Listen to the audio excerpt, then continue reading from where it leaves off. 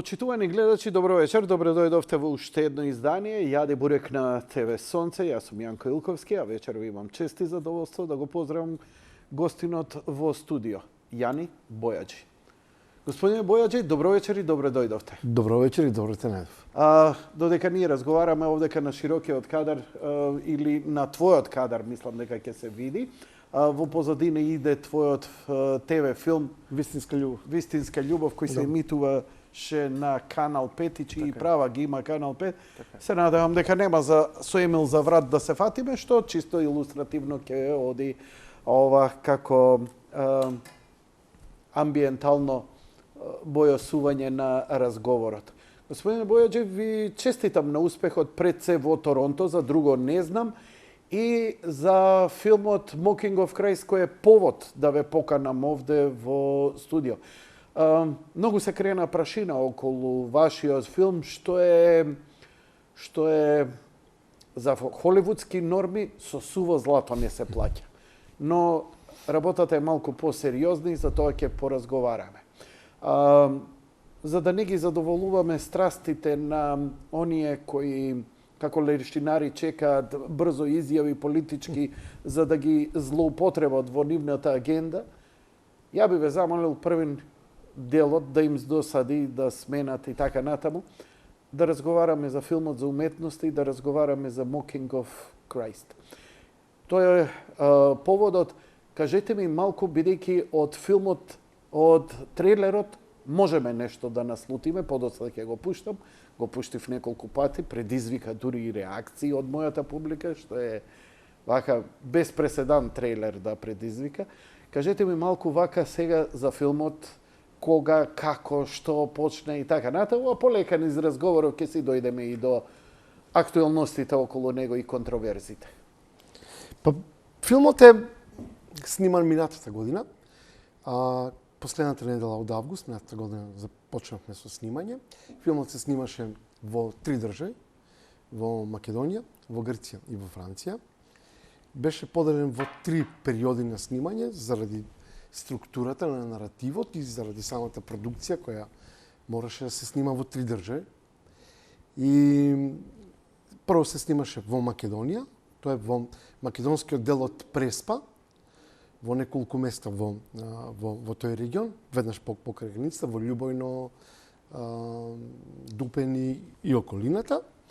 Во Велес, околината на Велес, Скопје и околината на Скопје се снимаше во Македонија и потоа ја преселивме цела екипа, една голема продукција, во Атина, во Грција, и една недела имавме снимање внатре во самиот град, во Атина, во центарот на Атина, на тој познат плоштад на Атина, во Маруси, едно предградие на Атина. И еден дел, тој е последниот дел Грција, снимавме во грчката страна од Преспа, во тоа Нивици, кој сега стана популарно, и во Герман, каде што во суштина и се одвива еден голем дел од наративот од приказната. Самата приказна се случува во Грција, во Западна Македонија, во Северна Грција. Сега се обидам да бидам политички коректен и да не се заплеткам околу некои работи. Твој избор. Спрема мене, джентелменски, ништо не си. Значи, тоа што си кажеш, тоа си е твое. Ја едноставно... Јас ќе го кажам овака за да... Јас само треба да пазам да не пцуеш, да не кълнеш, нешто да повикуваш на верска војна, другото ти е се дозволено, ти си знаеш. Што се однесува до мене, воопшто не можеш да бидеш джентелмен, господине Бојаджи. Повели слободно. Добро. И, значи, снимавме точно во тоа Нивици, кој година дена после тоа стана многу популарно. И таму завршивме со Грција и потоа се преселивме во Париз, во Франција, една помала екипа, се помешавме македонци и французи во Париз, една недела бевме во Париз, снимавме, се вративме дома, доснимивме што имавме за доснимување и во рекордни 8 месеци од почетокот на снимање, филм кој е ниско буџетен, овој филм кој има буџет од 280.000 евра заедно со се даноци, го завршивме филмот, аплициравме на многу фестивали, дојдовме до првиот фестивал, дојдовме до, сите знаат, од нашата бранша што е Montreal World Film Festival, до селекција на тој фестивал кој е само по себе си награда веќе. Човек ништо повеќе да не направи од тоа да биде селектиран е вау. Но за среќа добивме нели и таа награда која многу не значи. И сето тоа се случи во 8 месеци, што е започит во европски и светски рамки, а мислам дека сме така рекордери во Македонија во однос на тоа како сме ја развивале и како сме се однесувале кон продукцијата и кон јавните средства, затоа што јас морам да бидам благодарен на поранешната и нова влада, затоа што користевме јавни средства, пари од буџетот, и се обидувавме тоа секогаш да го имаме на ум секој ден, дека користиме пари од граѓаните, дека треба да бидеме одговорни кон тоа. И така завршивме со тој дел на продукцијата. Уште малку едно практично прашање за продукцијата. Според вашата биографија, вие немате некое големо искуство со вакви филмски проекти, па и да речеме со олкава логистика. Како се снајдовте или во светот на филмот постојат, не знам како иде тоа, постојат организации кои сето тоа логистички или тоа е логистичка ноќна мора за еден режисер кој наместо само за креативниот мора да мисли и за сендвичи и за се. Знам. Јас бев свесен за цела таа ситуација во момент кога сфатив дека морам да бидам продуцент, но тврдам најодговорно, тоа е сега сосема јасно, дека овој филм немаше да се реализира ако не бев јас продуцент, затоа што во Македонија има една исклучително погрешна идеја за тоа што е продуцентство. Кај нас за продуцент се смета човек кој треба да дојде да ги украде половината од парите од филмот. Значи, ова е грубо кажано, но така... Господине Бојаджи, сега за менталитетот на македонецот ќе збориме, каде што секој успешен македонец што направил пари, што се збогатил, што направил продукт, е крадец, е лопов и треба да се запали и така натаму. Ние, македонецот не сака успешни луѓе, да не се лажеме. До оној момент, се додека си може да те перцепира у некоја мизерија, да. А одскокнеш, готово, ти си веќе нечесен. Јас никогаш не сум мислел, а и не мислам сега дека сите се исти, тама да сме сите исти. Фала му на Бога што не сме сите исти и тоа е добро, нели, тама работа да бидеме исти. Но Јанко сега дали ова дали сите средства за продукцијата на филмот дојдоа од Република Македонија или имаше Не, имаше и учество и од други земји, од Словенија, тоа се приватни продукции кои вложеа сопствени пари, од Грција еден дел и многу хонорари на наши колеги од Франција, значи, Словенија, они го Грција. читаат сценариото и викаат, окей, I like this. Вадам пари од джеп и влегувам во тоа. И на грците им се допада. Апсолутно, па главната улога во филмот е толкова гркиња. Јоана Пилиху, која е голема звезда во Грција. Не само што е голема звезда, алал ти вера како си ја собрал, ја е погледнав женава е прекрасна. Дај го компјутерот мој, режија.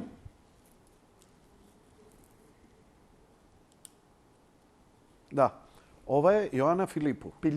Пилиху, се извинувам. Прво убава е, стварно холивудски убава, нели, за нискобуџетен филм навистина убав лик има. Второ, на трейлерот делува крв да ти се смрзне, каков карактер извадил, ја не знам какво е. Но дефинитивно морам уште нешто да видам од неа. Повели? Ние не знаевме за Јоана Пилиху колку е голема звезда, се додека не отидовме да снимаме во Атина. И сега што се случи? Пример, снимавме на Монастираки, тоа е центарот на Атина. Тоа е како, ајде да кажеме, како рекорд во Скопје. Значи, толкав конгломерат на луѓе, помножено по 1000 се разбира, нели? Атина и Скопје. И додека подготвувавме сетот за снимање, додека тука нејзе ја костимират и ја гримират, ја шминкат, и кога се подготвувавме веќе за сетот, и таа излезе на сет и се собраа околу неа народ. И јас викам, што се случи сега тука, Боже мили, настрадавме во Атина, и одеднаш сваќам дека луѓе барат од нејзе автограми и сакат да се фотографираат со неа. И во тој момент ние свативме дека буквално ја препознават на улица луѓе. Грци, најобични грци, и тогаш во тој момент свативме за колкава звезда се работи, впрочем. Така и таа не само нели што посвети огромно внимание на филмот, труд, работеше за македонски хонорар, ако е тоа на крајот. А зошто прифати? Па заради приказната, заради филмот, заради тоа што Предизвик беше Апсолутно. да нешто Па не Предпоставам дека актерите популарни од време на време сакаат во некој филм да извадат може да карактер. си го дозволи, затоа што во тој момент може и тај не зависи финансиски на тој филм, но и беше предизвик на фон на сите тие односи помеѓу Македонија и Грција, нели, таа да дојде тука и да работи со нас и нели да видиме дека тоа нели нема врска. Како изгледаш таа екипа, само нели за да освен да не заборавам дека освен Јоана Пилиху во екипата актерска имаме уште Грција, е прекрасен актер Аргирис Гаганис. И уште еден друг актер кој игра помала улога. Имаме и двајца актери од Албанија, Илија Каци и Јоргач Туше. Двајца актери една германка и една французинка и еден словенец. Значи, горе-долу тоа е таа интернационална екипа. Све ова твој кастинг, твоја идеја, твоја замисла? Да. И тоа се беше пријателски направено. Например, Клито Киријакиди, кој е мој колега, режисер, пријател од Атина, мислам дека Солунчанец од Атина живеам, не е тоа важно, практично го правеше кастингот во Грција за 500 евра. Еве, ако нели го кажувам јавно, нели, за да некој во оваа професија има и пријателство, има другарство, има како да кажам собратие. И тоа собратие може во нашата професија да го почувствуваш со луѓе од Сахара, од Франција, од не знам од каде. Просто тоа функционира на некој волшебен начин. Исто беше и со Албанија, например, сега да кажам дека наш копродуцент во Албанија беше Дионис Пападимитри, човек роден во, така се вика Дионис Пападимитри, албанец, живее во Тирана, тоа трета генерација филмаџи, неговиот татко Спартакус Пападимитри, знаат луѓето во Албанија и тој круг на албанци кои живеат во Македонија, кои се во кинематографијата, еден од најпознатите директори на фотографија во Албанија. Така да имавме среќа со такви луѓе да си имаме работа. И сакав тоа да кажам, само една анегдота, никош нема да заборавам, тоа беше на Скопска Црна Гора, имавме една сцена која снимивме низ едно на брдо и екипата актерска беше горе на височинката, ние на цела техничка екипа бевме подоле и додека го подготвувавме сетот за снимање, одеднаш гледам дека Младен Крстевски, кој не знае англиски, грчки уште помалку, Јоана Пилихо, кој не знае македонски ништо, Сергеј Геуров, русин во екипата, кој не знае ни грчки, ни македонски ништо, си зборат и се кинат од смеење на сетот. И сега нас не стана чудно на кој јазик зборуваат тие луѓе, нели? Не да зборуваат, тие умира од смеење. И го застанав снимањето, затоа што ни беше интересно да разбереме што се случува. И му довикнав на Младен, му викам, абе на кој јазик зборите? И он ми вика, па на кикики микики. Кикики микики. Значи, го кажам ова за да знаеме дека во уметноста нема потреба луѓето да се озаконуваат за да соработуваат помеѓу себе си. Нема потреба да се озаконуваат за да бидат толерантни едни кон други. Нема потреба да се озаконуваат за да се сакаат. Нема потреба од такво нешто. Затоа го кажав ова. Добро, ја реков, викам да не ми речеш дека пилото било си испиле Скопско. Не. Јани, би те замолил пред да идеме сега за сценариото, да го погледнем и... Ова е саундтракот. Ова е саундтракот. Би било убаво да го видат гледачите. Не го наместив трейлерот. Трейлерот е уште поинтересен. Ајде ќе го пуштиме тогаш подоцна и саундтракот и трейлерот.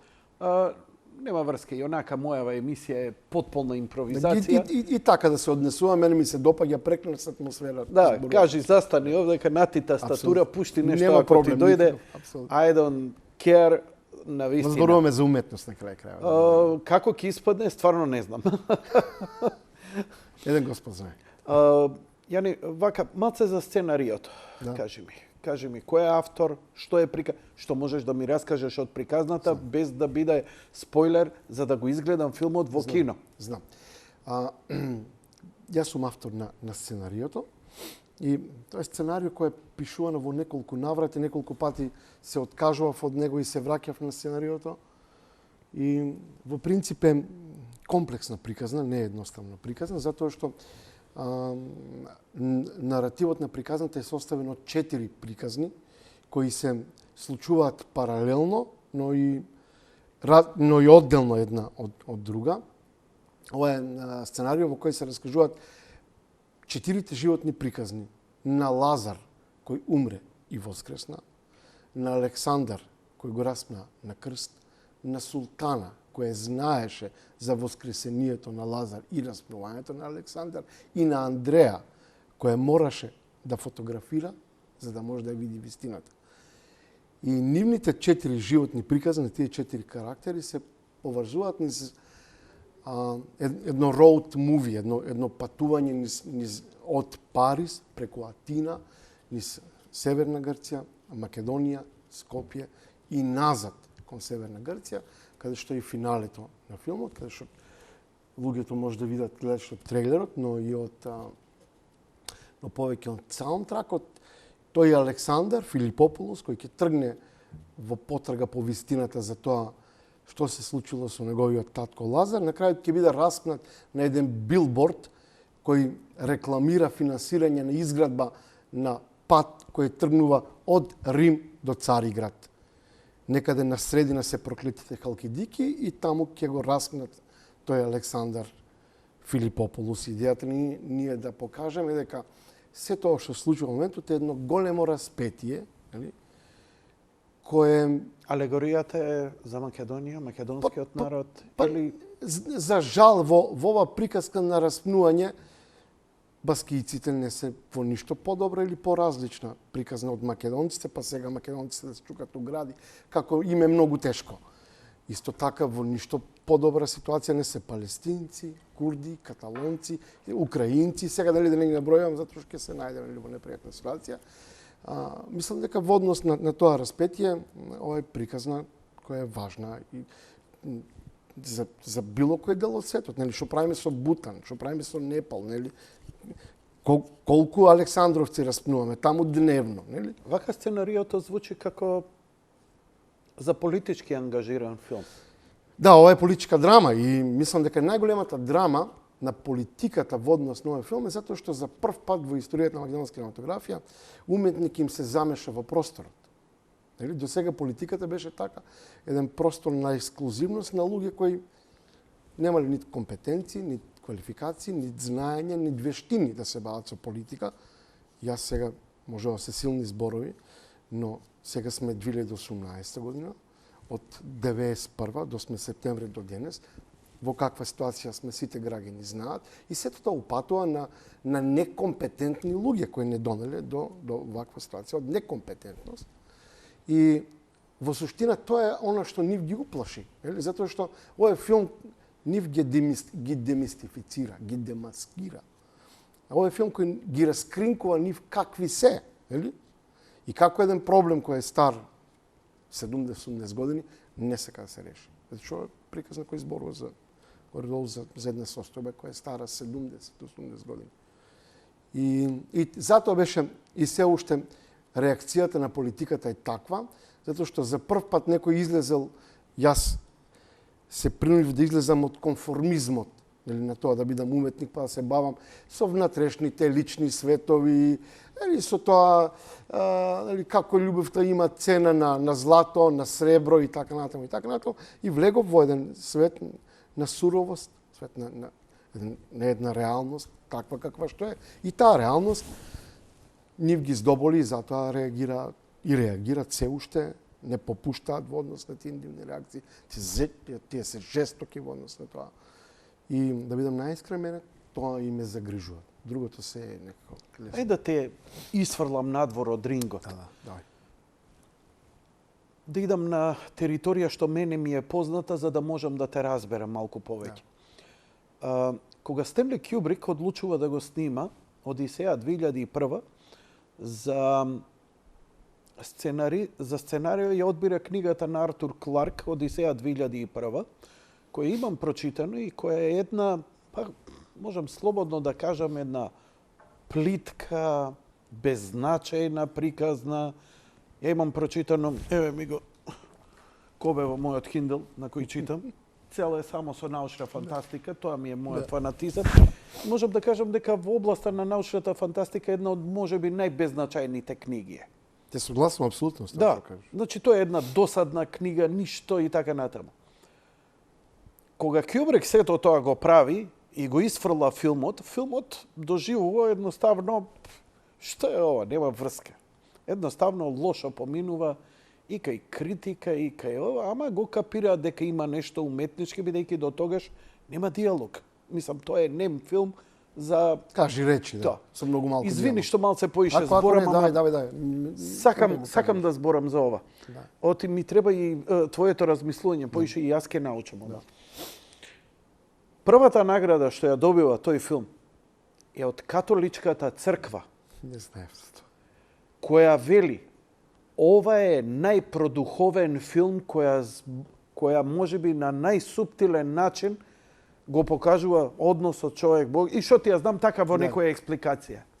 Ја бев џашен затоа што кога се запознав со Горан и така натаму, 10-15 години после 2001 почнавме да ја капираме Не, почнавме да разбираме што. колку ова, како Blade Runner, например, 82 филмот, кој после 15 години го укапиравме негде во 90-ти, или овој Blade Runner 2049, кој тотално она разочара повеќе мина, а за едно 30 години споменици ќе се градат Нема за него. дилема, апсолутно. Така што се прашувам и ден денеска за Кјубрик. Денис Вилнев уште се надевам дека ќе го сретнам у живот или ќе му направам интервју или ќе му Да, за прашам. Кјубрик не можеш. За Кјубрик Покоен, нема. да. Дали интенцијата на таква слоевитост кај уметник во филм Да. може да се случи? Зошто? Ќе ти кажам прост пример. Ми пишува еден дечко и ми вика, може ли ти пратам една слика, вика, завршувам, вика, уметничка, вика, имам скулптура. Прати ми ја да ја видам. И ја гледам скулптурата и се ежам. Крст, чии краци се навнатре, од камен, исклесан, кој како да треба да избликне. И јас со својато внатрешно, дека во човек се раѓа религијата, вера за Бог, нешто ова мистично, фасциниран. И пред да му напишам, уште од Дирц времето, зборам 1900, викам, како се вика скулптурата? Вика, детелина со 4 листа. Ја. И по тону. Значи, што те прашам? Колку еден уметник у режија може да биде пресметлив токму да ти ги создаде тие асоциации, а колку може во филмот тоа да дојде како една спонтана приказна. Дури мислам ни дека кога беа браќа Вашовски, во Матрикс немаа толку намера да бидат толку слоевити и да раскажат толку И не, Матрикс и не е толку слоеви. Во Матрикс има два слоја. Кај Одисеја, кај Кјубрик и нешто со А ја ќе ти напишам уште 5 колумни со уште 30 слоја ќе ги не дам. се согласувам. Што покажува дека авторот понекогаш нема контрола над Знам. инспирацијата. Иако и Одисеја, ако го земеме како драматургија, како сценарио, структурата му е како по американски шаблони, тука да немаме дилема, нели? Точно знаеме кај е суспенсот, нели, кај е кулминицијата, нели, кај е разврската и кај е крајот. Тоа е направено така по таа шема. Исто е и со Матрикс. Иако внатрешната структура и двата филма е комплексна, совршена и тоа ги прави големи, немам дилема. Иако само ќе ти надоврзам уште еден филм кој е правен според една беззначајна новела, тоа е Апокалипса. Според новелата на Конрад Срце во темнината, која дури новела се случува во Африка, таму некаде средина на 19 век, крајот на 19 век, кога се колонизират Африка низ големите реки, низ Централна Африка.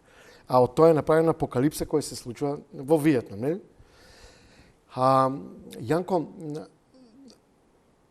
бидејќи се сметам себе си за прилично добар драматург, сценариото е пишувано според сите американски шеми, тука немам сега да не лажам. Збориш за theatrical version? Не, Или лонг верзијата? За филмот зборам.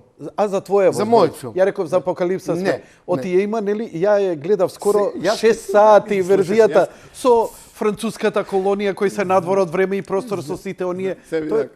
Али се у земја чуде филмот уствари у Јас не го суштина. кажав случајно, затоа што сакав Аха. на крајот да се надополнам. Извини. Ако тој филм кој од моментот кога се појави и кој е добра споредба за нашиот филм визави реакциите кои се случија нели од министерот за култура и кој нели повика на тоа дека е навреден албанскиот народ, нели? Пак се вратиме зашто не е навреден грчкиот или овој каже го виетнамскиот народ. Значи Апокалипса од самото излегување нели се смета за совршениот филм, не за најдобриот негов филм, нели? На Копола. А замисли, Копола 25 години бил незадоволен од филмот и размислувал како да го премонтира и да направи директорс кат. 25 години тој сметал дека нешто не е во ред со филмот. За кој сите, нели, ние сме се колнели дека тоа е совршениот филм. И направи И 6 го сати. направи, го знам. Јас знам верзијата, 6 сати. Јас не сум ја гледал таа од 6 Ја- сати, гледав таа верзија од 3 сати и нешто. Добро, ти си нормален човек, јас зборам за себе. И сакам нели само да те надополнам дека си во право. Може за две работи. Јас знам дека во оваа работа секој режисер ако е сценарист влегува пресметливо. Тука и тоа е добро да се прави, нели, затоа што ако имаш добро сценарио нема како да снимиш лош филм, нели? Но со лош сценарио нема како да се сними добар филм. Тоа е така, за жал, таква е оваа професија. Но Јанко има нешто што се нарекува инстинкт. И тоа некош не може да се објасни, нели, со сите убави, нели, America's School методи и така натаму. Невозможно тоа да се објасни. Дури како да кажам, дури во филмот, нели, постои она идеја, нели, која вика кога ќе дојдеш на раскрсница помеѓу вистината и приказната, тргни по приказната, затоа што Шути е гајле, не се интересира и за вистината, е нелюбопитна. Кого го интересира вистината оваа работа?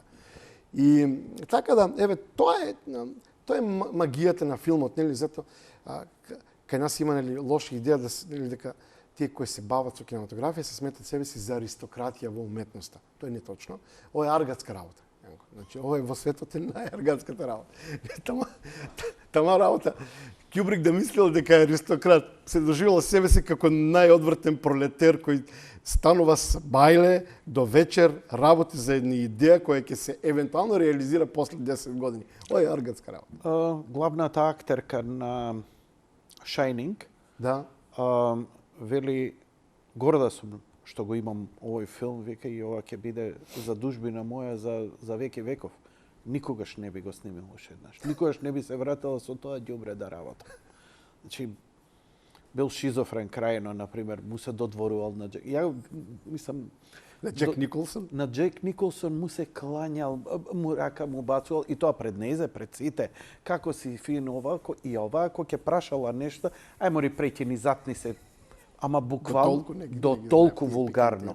Значи, дури имаше дебати дали режисерот намерно ја фрлал таква ненормална за да прави психоза антагонизам меѓу нив двајцата. и за да излече од незе таква дебилна глума каква што лик како што треба. Не знаеш колку е пресметлив режисерот. А Кјубрик по делата што ги остави, тоа е стварно ќе остане за мене мистерија. Нели, секогаш треба да збориме за делата, ама јас сакам да чепнам малку и понатаму. Не, Јанко, не може, тоа убаво го правиш затоа што ти не можеш творецот да го одделиш од делата. Тоа е анахроно, тоа е лудо, тоа е не знам како дали од делата да го одделиш. Не знам, јас не знам, нека тоа е невозможно, нели, затоа самиот дали е неговите дела, нели? Во секој негово дело се гледа дали, јас не знам што е тука нејасно. Во секој кадар на Кјубрик е проклетиот Кјубрик. Проклетиот, нели, во убавиот смисол на зборот. Не, апсолутно не можеш да се да се не ме објаснуваш. Не, уопште те молам не се објаснувај. И мислам дека тој ескапизам кој во Македонија уште трае и уште се живее,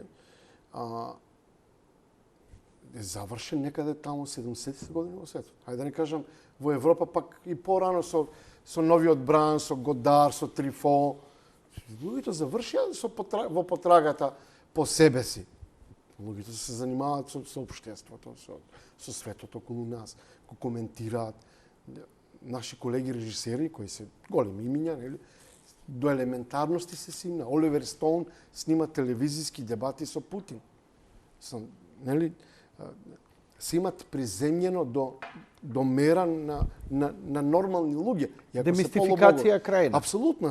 Као што ја направив со телевизиска емисија. Ама тој крајна така. демистификација на све. Тоа е така се да Нема више потресување од ништо. Никаква. Откако има јаде бурек више, не е тоа нешто значено. Не, може секој да се јави и да каже што сака. Како јас не сум објавил никош. На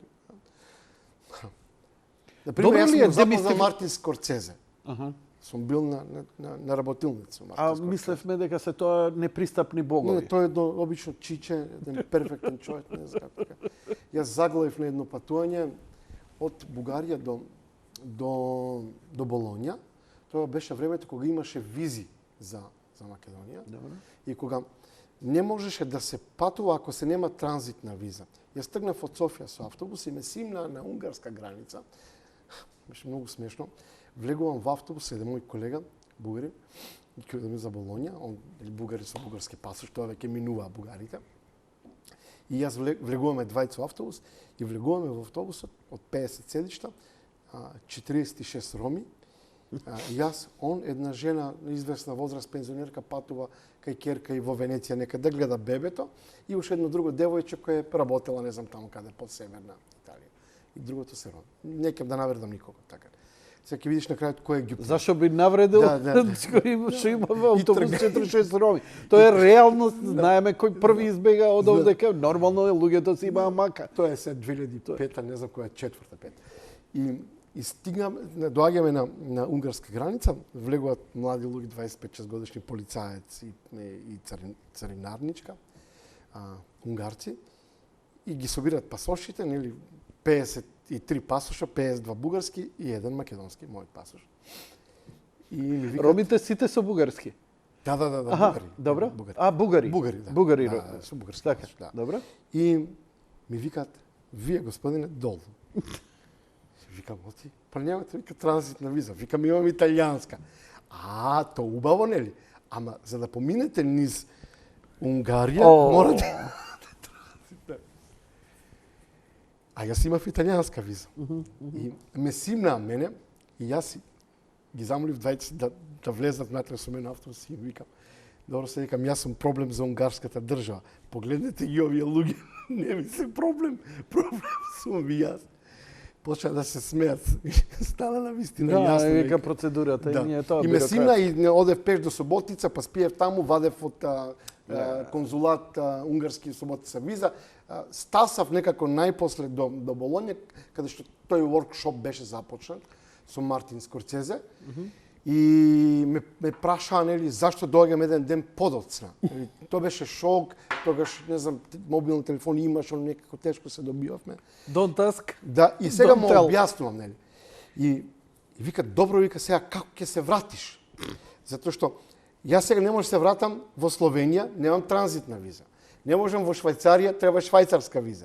Другото е Франција, од Италија, Шпанија и Грција. Значи јас не можам единствен начин да се вратам од Болонја во Македонија беше преку Кина. Не требаше виза за Македонија. Преку Кина. Да. Very nice. Да. И кога се тоа му го објаснив, почна да се смее, па ова е Одисеја. Значи, Не е Одисеја, ова е апсурд. Апсурд. Така еве, сакам да кажам дека со такви луѓе човек може да комуницира нормално, значи нема големини, нема, како ти кажам, нема ништо специјално. Кажете ми малку за себе. Кажете ми колку време сте во оваа работа, кај студиравте, што работевте во режисер пред да се нафатите за филм, бидејќи ја по овие последни два филма, дали работевте театар, нешто друго, така натаму. Па работев и во театар, работев Добро, на прво филм. за студирање. Да, ја имав еден неуспешен обид, како и сите, нели, од таа моја генерација, да студирам тука. Тоа на крајот испадна за среќа.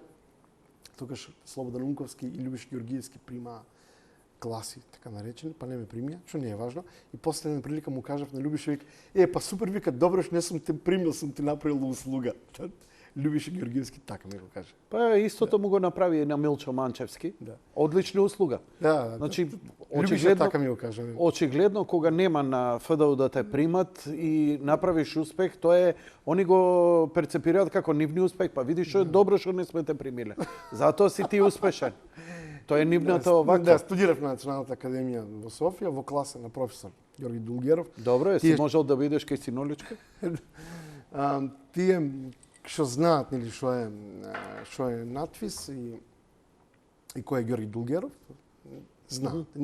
Јас имав среќа, буквално студирав во тоа што викаат колеги во каста, во секта. Значи тоа беше клас на Георги Дулгеров, тоа беше едно семејство. Ние сите саботи ги поминувавме кај него дома од така наречената Мислев дека ова е само на филм. А не. Ова реално го прават. Буквално секта те ти чачка у мозок до биос. Браво. Реално ние имавме секоја сабота предавање кај него дома, со отворени фриџидери, со отворена кујна, со гледање филмови, разговори за филмови. Ние имавме асистент кој ни оставаше неговата вила во близина на Софија, за да може таму да пишуваме, да работи. Тоа се нормални работи. Таму не исто таа приземност која тука ја нема, таму е нормално. Таму никој не се представува себе си како професор, доктор, магистар. Нема таква. Иако сите се и ни магистри, и доктори, тоа е нормална работа. Никој не паѓа специјално. Простете што не ги знам овие работи од Деснавот и така натаму. Што работевте после како проекти или сакате уште нешто за студирање? Потоа работев во театар доста. Кај нас таму тука. Во Бугарија јас имав добар почеток, но на пример јас сум еден од малкуте кој тогаш добив 60.000 лева, сериозни пари за краток филм. Пример, јас имам во портфолио бугарски филм на бугарски јазик и сум ја представувал Бугарија на 70 на фестивали во светот. Така да ова професија тоа е нормално, нели? И на бугарски јазик, со бугарски актери, бугарски филм финансиран со бугарски пари 100%, тука нема дилема.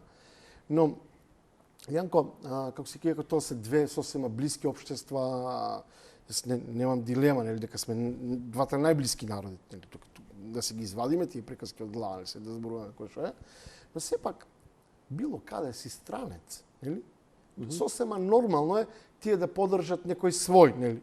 Тоа е нормална работа. Исто и тука, и у Данска, и у Шведска. Јас не го гледам тоа за зло, нели?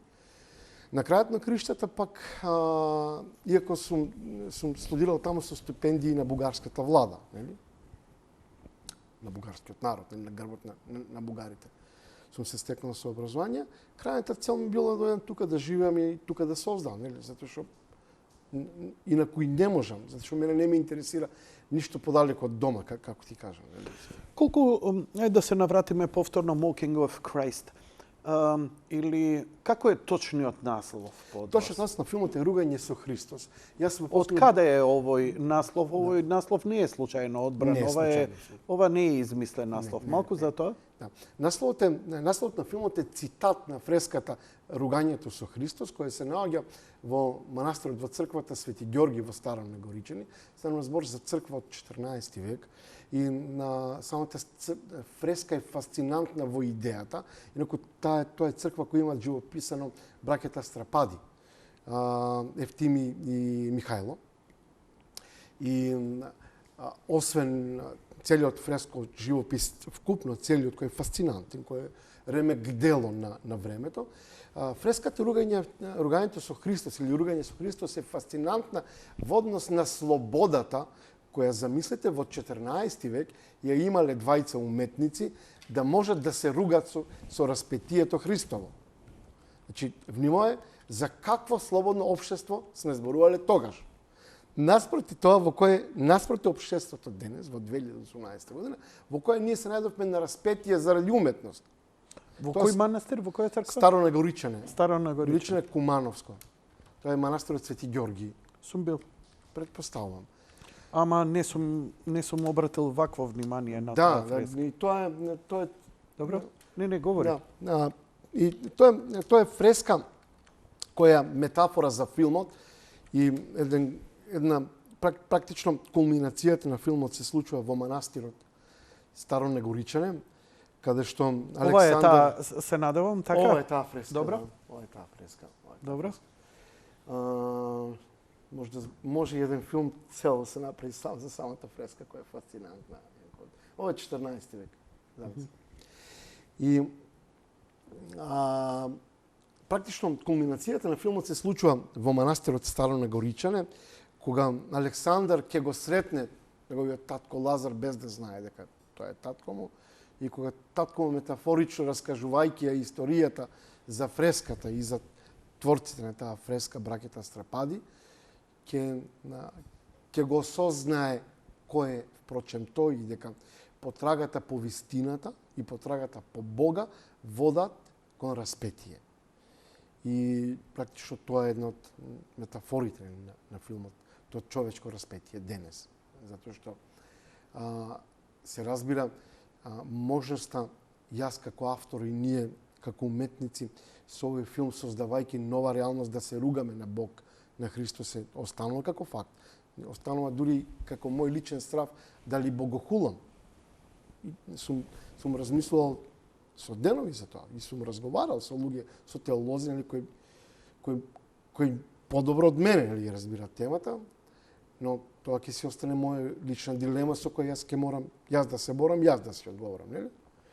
Така да насловот е една приказна сама за себе си внатре во целиот филм и доаѓа од таа суштествена фреска за едно време денес. Не за времето тогаш, затоа што ќе кажам, замисли колкаво разбирање имала тогашната власт, затоа што не забравиме, ова црква е градена... Пази, ова е, ти ја разбирам споредбата, ако може да ти се надоврза. Да, ова е време кога овде си можел да излезеш од црковните строги канони, бидејќи низ призма на црквата целиот општествен живот се уредувал, а во исто време во Шпанија луѓето ги палеле на клада на улица. За ова малце потешко се страдало. Не за така, ова, за нешто помалку за нешто помалку од ова.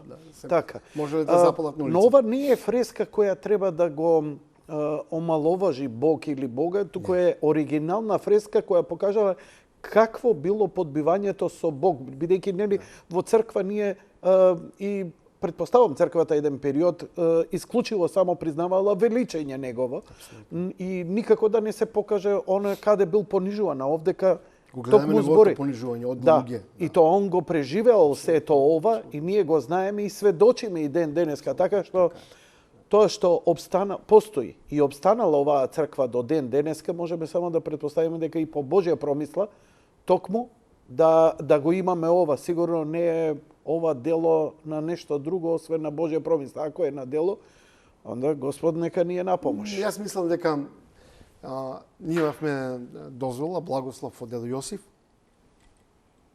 без надомест никаков. Морам да го кажам. Благодарен сум на. Зашто мораш да спомнеш надомест? Затоа што Јанко, јас знам дека црквата мора нешто да живее. Тоа да не... Но зашто го дебатира? Извини, Јани. Ако јас само сакам да кажам, затоа што сум благодарен, затоа што исто имавме ние и помош и многу работи без надомести од Министерството за внатрешни работи. И на нив сум благодарен. И тоа се каже. Затоа што ако некој ти помогне човечки, па редно едно фала се каже на крај. И толку можам, јас како можам да... Кажи им фала на сите. Али не им кажувај дали било платно или бесплатно. Па поготово не за црква. Во моја емисија, значи, во моја емисија, тие муавети, некому му бил... Дозволи да ти кажам еден пример. Може утре ќе го снимиш за некој лик негдека. Ми се јавува една и ми кука, ми плача. Што е ова црквата? И побарали 1000 денари за крштевка, 1500 денари за крштевка. Она немала, ака ја е слушам и викам, окей, жено, кога сакаш да се крстиш? У сабота. Немаш пари? Немам. Еве вака, викам. Јас ќе ти ја платам крштевката, ќе ти ги платам сите трошоци и за тебе и твоите пријатели ќе платам ручек од крштевката. Така, апсолутно. У колку? У 10. У 10 у Света Петка. Си одседев у Света Петка, дојдов у 9. Никој не дојде. До 12 никој не дојде. И им реков после у понеделникот во емисијата, им реков, немојте да се дрзнал некој за црква и за попови и за джипови да збори кај мене, затоа што кога ќе бидете чисти, ќе го фрлите први каменот. Крај на муавет. Затоа уопште ми е искрено да ти кажам, дали МВР, значи тие се наши човечки и Божи институти. Дали е тоа МВР, дали е тоа црква, Тој е дали дел од нас, тоа сме сите ние. Кажуј, заблагодаруј се цел пола сату емисија за секому што сакаш. Уопште не треба никому да се правдаш кој како платил. За трошењето на државните пари у вториот дел од разговорот ќе разговараме, уште малку за уметничките аспекти. Велиш дека главната роља во филмот ја носи грчката актерка. Главната женска роља. Главната женска.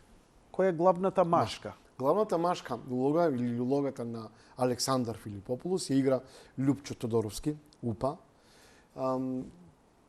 Актер кој ја заврши Гледај у мене. Да, Ја ќе цитирам. УПА влезе во филмот со голема доверба кон мене. Јас исто така сакам да му заблагодарам, затоа што филмот е комплексен, неговиот карактер уште повеќе. Стана збор за карактер во кој сите останати карактери доаѓаат и го истурат собствениот без врз него. А тој треба се тоа да го прими смирено. И УПА го одигра тоа маестрално, со огромно внимание. Да не сгреши, ова е главниот актер. Добро, да го прикажаме него. Okay? Светско лице, тука нема дилема. Да, стварно човек да се збуни дали може би некој француски актер. Да, баш така. Добро. Для француско-италијански неверојатно лице има УПА. И ако не беше неговата упорност до крај, до последен ден, јас немаше да го завршам филмот.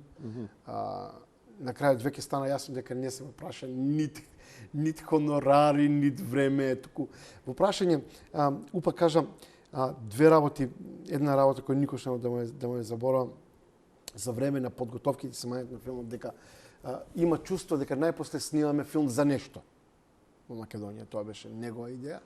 И втората, кога јас бев паднат духом, така се каже, за време на постпродукција на монтажа и кога дојде и ме најде во една прилично непријатна ситуација во која едва и знаев што правам. Јас самиот и ме кренам со зборовите: немаш право заради нас и заради себе си сега да ми паѓаш со духот и да ми плачеш. Станувај, кревај се и продолжи понатаму. До такви кризи дојде за филм? Па да, затоа што е филм со... Последен пат ќе кажам дека е филм со 280.000 евра, 8 недели снимање во 3 држави. Го кажам тоа за да колегите кои работат да знаат за што станува, за како ние сме поминале. И како се најдовме сега во ситуација, да имаме вонредни инспекции од Министерството за култура. Ќе збориме во вториот дел. За тоа, да. И верувај дека ова е филм кој е и прашање на аскетизам, на посветност, да се заврши работа до крај.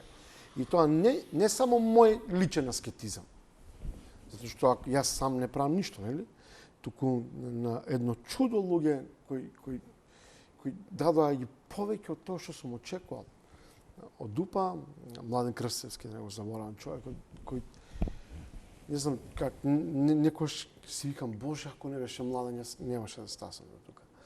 Мето Јовановски, една огромна подршка, една легенда, еден Загор Тенеј во македонската култура и уметност. Тука немаме никаква дилема.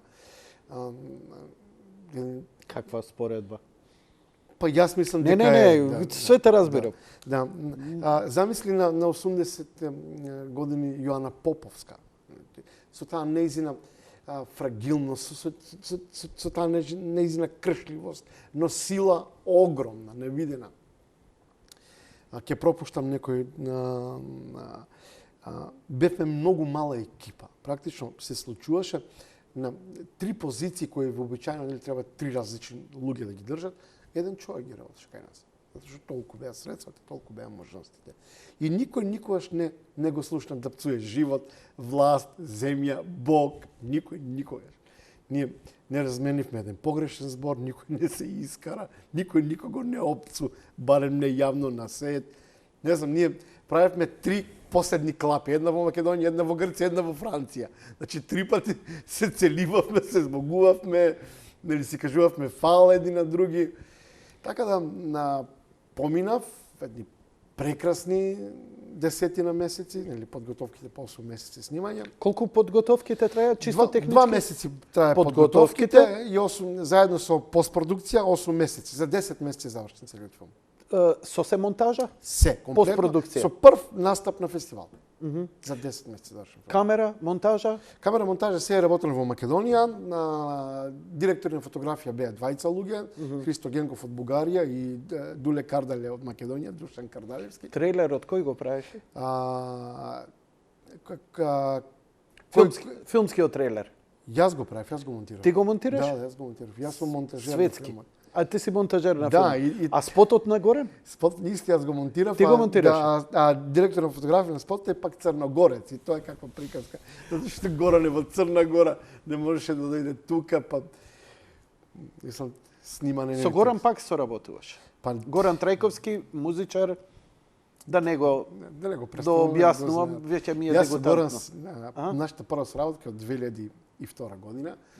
И ќе кажам една анегдота. Со Тихо Млајчот, Бог да го прости, почнавме да работиме заедно една представа во Струмички театар, PlayStation. Тој беше сценограф и костимограф, продакшн дизајнер. Ќе направим една мала дигресија. Размислувам, ако сега младичот беше жив, колку материјал ќе му дадовме за да се изнаслушаме едно чудо работа. Мајтапи? Да. Мислам, ова ќе беше неподносливо, Јанко, не знам, да беше младичот сега жив, ова ќе беше неподносливо само од него, нели? И Многумина не знаат дека мене ми го припишуваат бидејќи го расширив пациенти за гледачи за ова зона. Од него ми е све у 103 деновите што ги помниш. Пациент. Да го знам. И сега ти кажам, почнавме со Тихо двајцата и дојдовме до музика, требаше еден друг исто така формиран човек, почна Бог да го прости да ја прави музиката, но му испадна некој ангажман во странство и јас останав без композитор. И му викам, Тихо, што правиме сега? Ќе викам Горан. Викам, кој Горан? Викам Горан Трајковски. Викам, Тихо, остеме сега, викам, уште ти си ми кусо, ќе дојде Горан Трајковски да ми прави мене музика. Вика, ќе дојде. Како е? Па ќе дојде. Вика, за мене, за тебе. Вика, што е важно. И му се јави, и Горан дојде следниот ден. Тоа за мене беше фасцинација, нели збориме за Горан Трајковски. И ни почнавме со проба во големата репетициона сала и никош не заборам, дојде, влезе Горан и таков, кој што ние го знаеме, нели, ваков стуткар. И седна таму на ќошот, со целата негова скромност, нели. И се цела екипа гледат како се отвара врата, влегува Горан Трајковски, гледат во него, меѓу себе си, значи, да, Горан Трајковски нема како, и се гледат во мене, и пробата застана, тишина. Леополд, како цртаниот филм од со Бакс Бани, кога излезе режисер. Леополд! Океј, Јани, овдека сечеме, идеме со спотот, а потоа ќе продолжиме со разговорот, ќе идеме со можеби понепријатните теми. Се согласуваш ти со тоа, се надевам. Дојдени сме за се. Така е. Малку момент само. Ја овдека сум малку подалеку позициониран. Океј, еве иде музичето. Плакните уши. Nije begalci od sebe si slepi pri oči.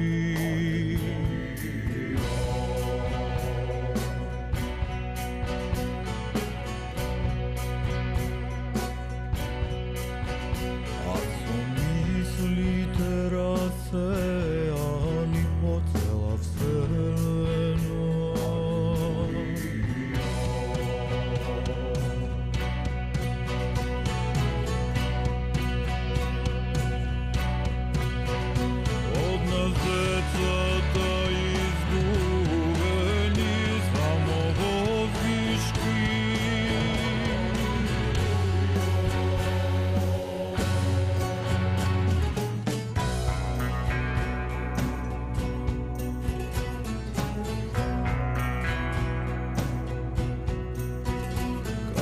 želki na to patoc me zaspitani.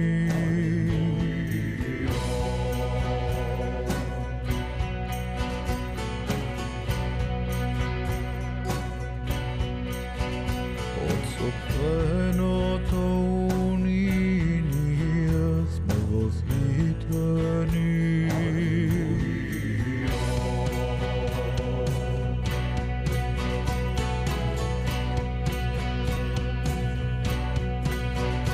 Leskad zabludi na gradive kako ordeni.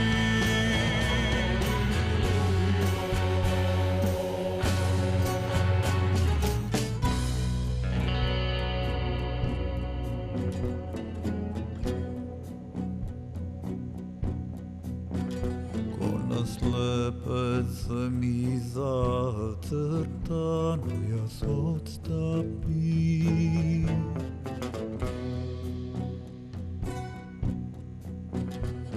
Bez pakjata na besramot se zaboravim.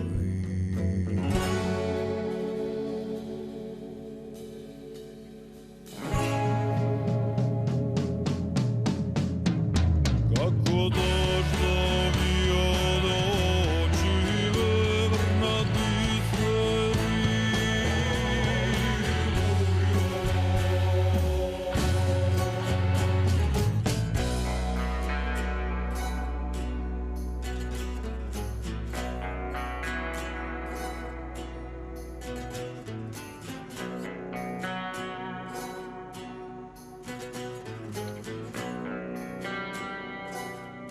Знаеш ли дека Исус е син на Александар? Кој Александар? Александар Македонски.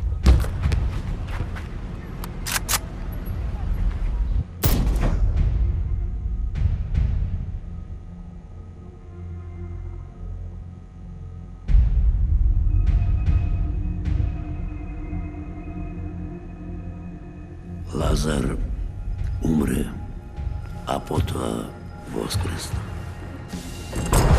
I want to send a message to the sky.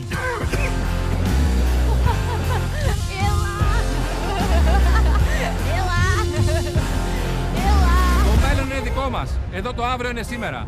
Το μέλλον είναι δικό μας. Εδώ το αύριο είναι σήμερα. Je t'aime. Dis quelque chose, bordel de merde, dis quelque chose. Qu'est-ce qui est fini? C'est fini avec moi. Avec toi. Θα μιλήσουμε αύριο. Άνοιξε την πόρτα τώρα. Άνοιξε την καμημένη την πόρτα, είπα! Ajde, stoko jedna kaurska. Isu nekome me nadvor! Iz nekome nadvor, bej! Iz nekome! Bej! Jes! Skabon! Da!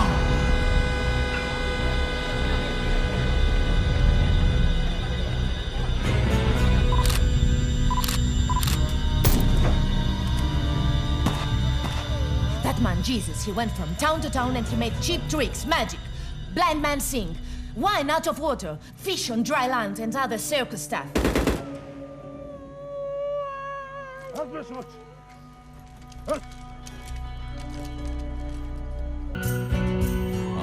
Λάζαρ, δойτε! Τι кажа и аз ότι και дойде. Сватба ќе правиме, сватба голема. Со зорита пани напред кумо, а по него орото. Од нас децата изгубени, само воздишки.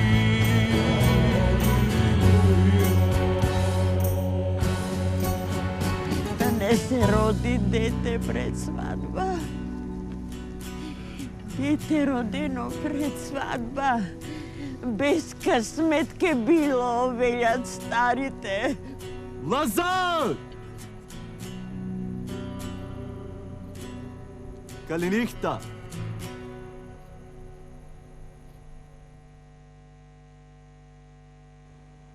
Еден трейлер кој предизвика огромна реакција во македонската јавност, трейлерот од филмот Mocking of Christ на Јане Бојаджи, кој е гостин вечерва, со кого Првиот час од разговорот го посветивме околу филмот, продукцијата, малку филмска уметност.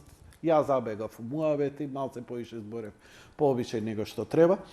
Но сега доаѓаме до оној дел што се вика контроверза.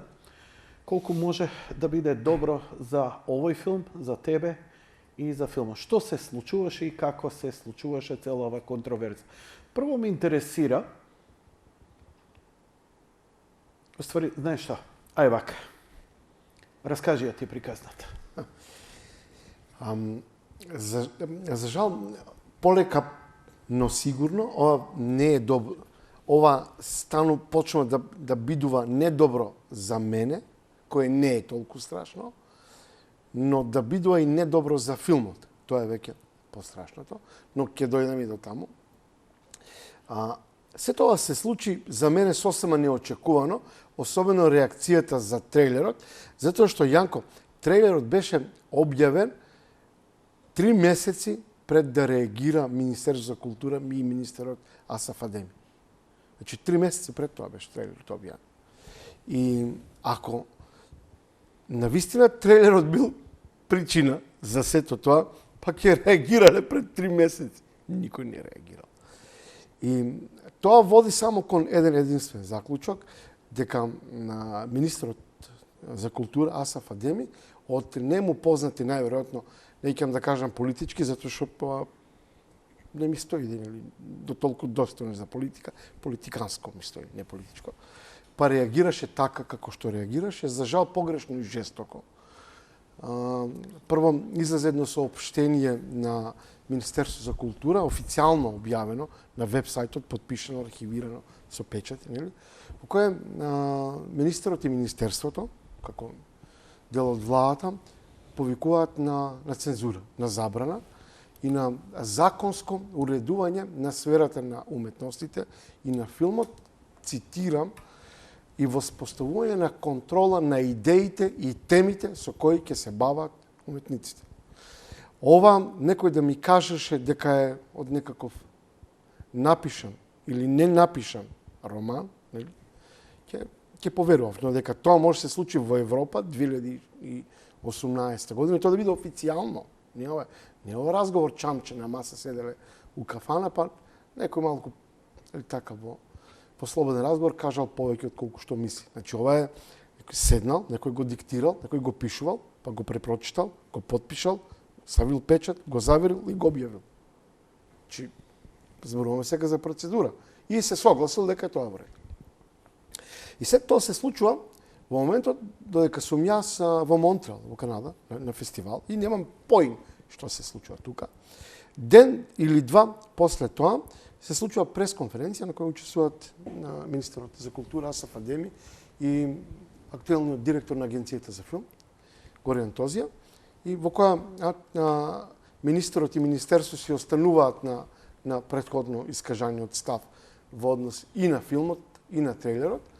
Но и во двата случаи на новинарско прашање дали нели го гледале филмот и врз основа на што судат толку строго, имено тие на судат и мене ме обвинуваат за предизвикување на меѓунационална, верска и расна омраза. Тоа се обвинувањата. Тие кажуваат дека не го гледале филмот. И двајцата. И министерот и директорот на агенцијата. И ден или два после тоа се случи реакција на председателот на владата, кога исто така пред камери јавно каже дека не го гледал филмот, но каже дека тој дал наредба, задача, односно иницирал Министерството и агенцијата да направат се за филмот да нема промоција, прикажување, дистрибуција и така натаму и така натаму, со што нели официјално од највисока инстанца филмот нели е ставен под знак прашалник. И од тука натаму се случи и линч врз филмот, но и врз мене, лично, и врз моето семејство, кој според мене кулминираше денеска, затоа што денеска почна една по една да откажуваат институциите низ Македонија, тоа се центрите за култура, со кои веќе договоривме киноприкажување во Македонија. почна да ги откажуваат веќе договорените термини со образложенја имаме активности закажано во следните 3, 4, 5, 6 месеци. Исто ни се случи и со градските кина во Скопје. Практично добивме писмено на нашето барање да ни определат, да ни дадат термин за да може да закажеме премиера во Македонија на филмот. Ни вратија дека до крајот на годината термините се пополнети, а да се слушнеме, се видиме по нова година, па да разговараме за евентуално за термини во следните 60 дена во следната 2019 година. И сето тоа води кон една работа, дека таа официјална или неофицијална забрана цензура сега се официализира со невозможноста ние филмот да го дистрибуираме. И да не биде тоа до толку сведено на некакви така малку локални рамки, ние од единствениот приватен киноприкажувач, не ќе сега да спомнувам конкретни фирми, но тоа е единственото мултиплекс кино во државата, кој се наоѓа во Скопје. Неофицијално ми кажа на телефон, во разговор, дека се плашат да го прикажуваат филмот во нивните кина.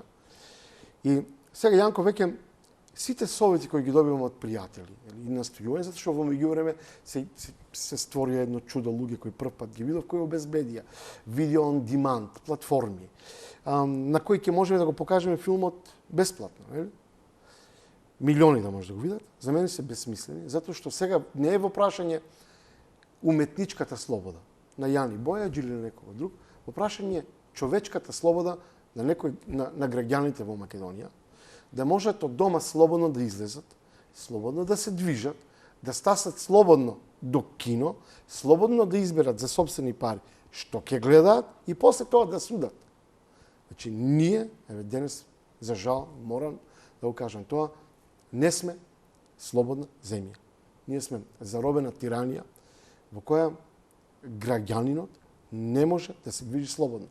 И ова се факти. Нели? Затоа што нека ми објаснат тие што се одговорни, нели? А за правниот поредок, нели? За мирот, стабилноста и слободата се знае кој е одговорен. Не сме ни јас ни ти. Нели? Тама работа сега ние уметниците, нели, да креираме општа атмосфера. Јас знам дека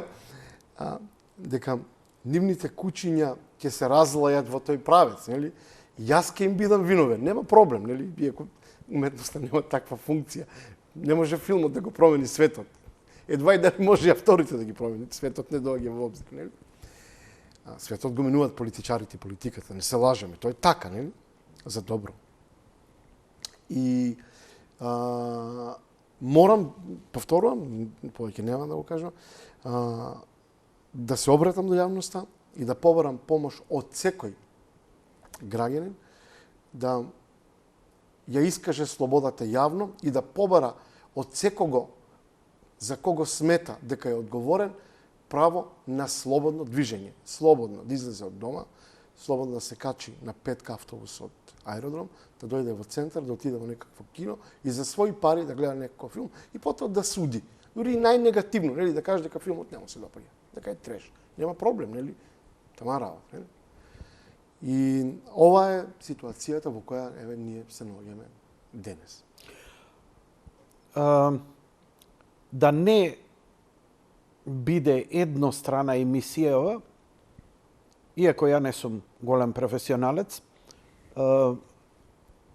и ретко се спремам пред емисија, малку прочепкав да видам експликацијата на другата страна и апологетите од другата страна, бидејќи и таму има паметни луѓе и кои и понекогаш дури од партиски аспект нивни ги оправдуваат работите.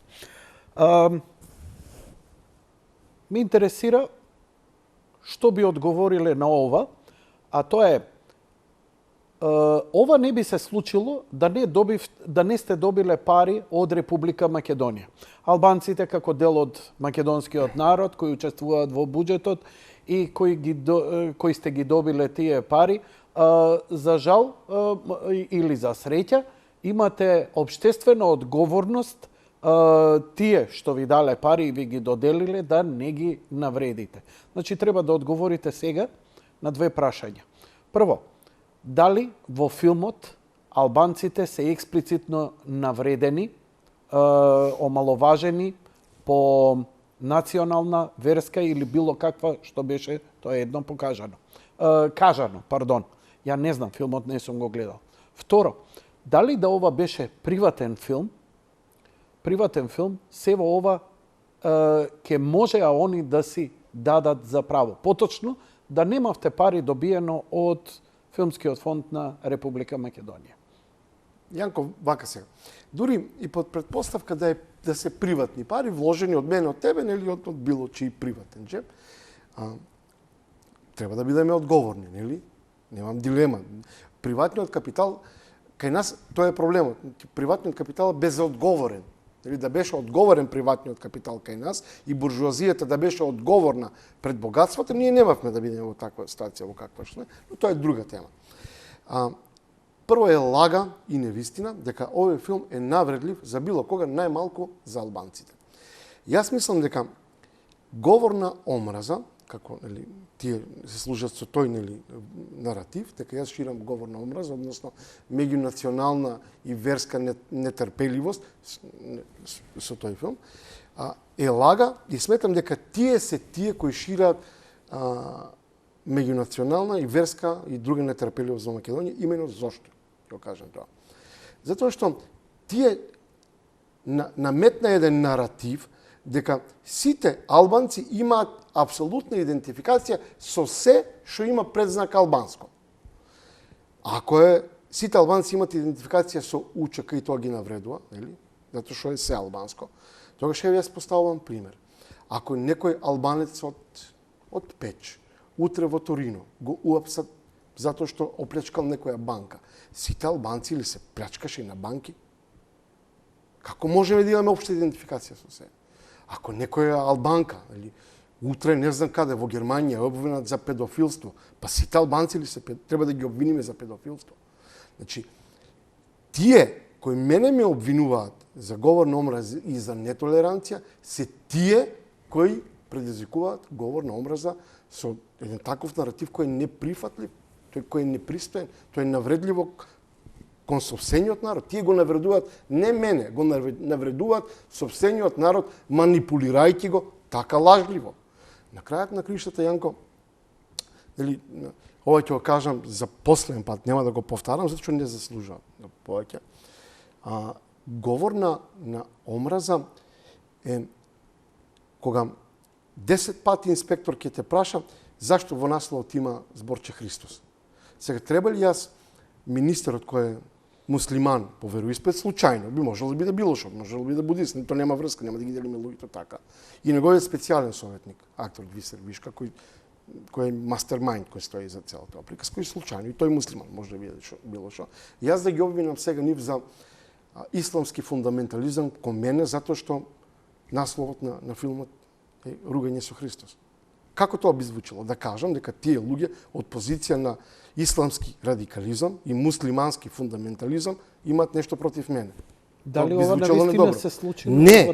Значи, но ме прашале за насловот, но ако ме прашале за насловот. Да, но замисли сега да го кажам тоа за да ги обвинам. Вистина е дека ве прашале за насловот. Тоа може ли да објасните во која ситуација и зошто некој не знам во која ситуација, но ме прашале. Ја во интервју ве прашав зошто се вика. Да, значи, и вие објаснивте. И јас објаснив, нели? Добро.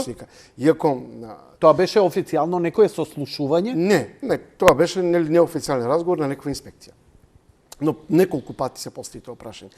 Јас сега викам, ако сакам јас да манипулирам, нели? Јас да го поставам тоа прашање, нели дека тие мене ме обвинуваат, нели дека тие со тоа ме навредуваат мене затоа што сум јас православен христијанин. Како тоа би звучело? Непријатно, лошо, нели? А тогаш јас не би требало да ги обвинам за нешто многу сериозно. Па што не ги обвините? Јанко, затоа што тоа не е добро. Затоа што каде води тоа? Јас ќе бидам до крај искрен, нели, што е според мене ширење на нетолеранција и говор на омраза кој има страшни последици. Нетолеранција и говор на омраза е кога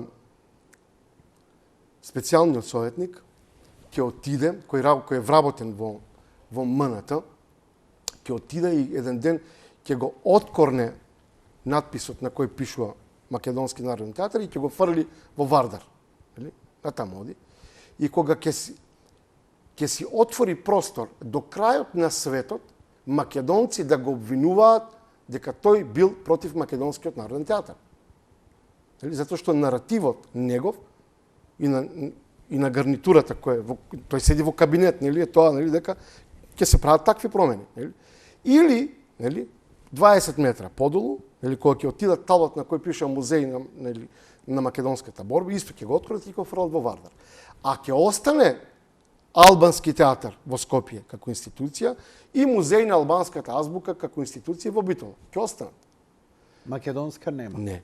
И еве сега со тоа си создават простор тоа да биде говор на омраза до крајот на векот и светот. Додека постои овој век. И затоа ако темата која јас сакам сега да отворам, е на кај води ова,